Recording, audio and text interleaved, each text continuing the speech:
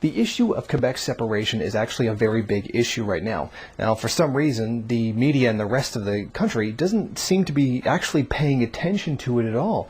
In fact, it's just not on the radar of the media whatsoever.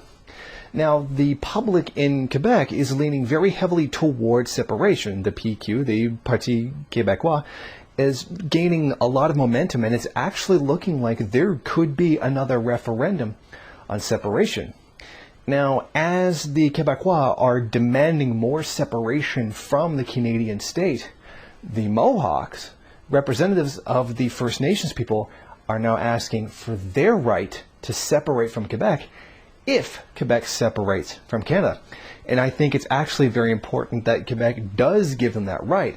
After all, it would be kind of hypocritical to be demanding independence while refusing independence to people whose land Quebec is actually on. As it stands right now, First Nations have no self-determination. I mean, in law, it's there. They're allowed to have self-determination. But there's nothing actually set up, nothing of substance that gives them any form of self-determination.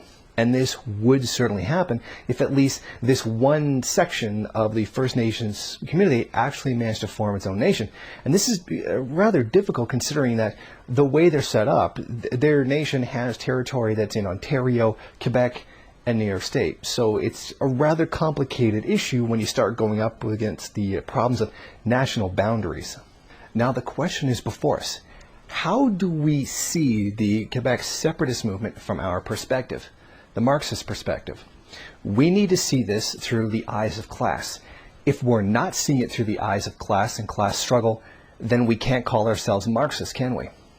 Now, this is the reason why I've said that Quebec separation is wrong. Quebec, like the rest of Canada, is an exploiter nation. You can't, people in the first world, people from the exploiter countries, the imperialist nations, don't get to be patriotic, okay?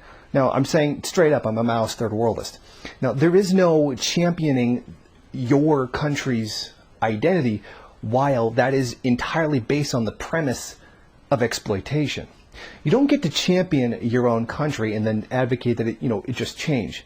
No, that whole system has to be removed. There is no remaining patriotic and loyal to your country that's an exploiter and then going through all of that. Now, this equally applies to Quebec. Quebec is an imperialist force. As a part of Canada, it's imperialist, and on its own, separatist, it would still be an imperialist nation. Now, I've gone over the arguments why that's true in a previous video. Its mining companies are still pushing for the war in Afghanistan. It, too, is ignoring the will of the people who don't want the war in Afghanistan to happen. Quebec itself is an imperialist nation, and that nature, that class nature of society would not change with a referendum that ended in separation. There is no patriotism. There is no, I love this country. Canada is the best country in the world. It doesn't happen when you're the exploiter country. You don't get to do that. The separation issue in Quebec, if it did separate, it would still be pushed by Quebec bourgeois interests. So the essential class nature would remain the same. It would be completely unchanged. The bourgeois would not have been challenged by this. In fact, it would create a separate bourgeois. Given this as fact that it would also be a bourgeois nation if it separated, it too would have to be destroyed. All the imperialist nations have to be destroyed. And by destroyed, what I mean is the whole system has to be torn down and rebuilt. There has to be an entirely new country. Simply changing it from being, Canada to Quebec wouldn't make any difference in that regard. The national struggle of Quebec is not revolutionary. It's, in fact, white nationalist when you actually look at what they're doing, the way they're talking, and the things that they want to do. It's not revolutionary. It's white nationalism of losing colonizers. And that's really what this is. The struggle to have an independent Quebec is not revolutionary. It's inherently, at its core, reactionary. And I intend to explain why that is. What are their main concerns? What do they keep complaining about? Muslims in public, Muslims who constitute, what, like 2% of the population? Oh, Sharia law is coming in and any minute they're going to take over. This doesn't sound any different than the right-wing reactionaries in France. This doesn't sound any different than the right-wing reactionaries in Ontario, in Alberta, or anywhere else. This sounds like just the rest of Europe. Muslims are not taking over. There is no Sharia law coming in at any moment. This is an inherently racist white nationalist movement that's coming from colonizers who are losing control of the country that they stole to begin with. There's a First Nations blog called Onkwehón We Rising. This blog actually explains it perfectly. What's actually laid down there in their description from the perspective of class as it relates to the Indigenous in the country explains this absolutely perfectly. So let me go ahead and quote that. This, of course, means that the principal struggle on the continent is revolutionary anti-colonial struggles of colonized peoples against a colonial power. This is also a struggle that should be understood as a detachment of the wider global struggle between current parasitic capitalist world system, which is rooted in the contradictions between the exploiter core nations and the exploited peripheral and semi-peripheral nations. On the contrary, though the majority of the nominal settler left in Canada, as discussed above, would have you believe that Quebec is in fact part of the colonized, if not prime colonized nation within the boundaries of so-called Canada.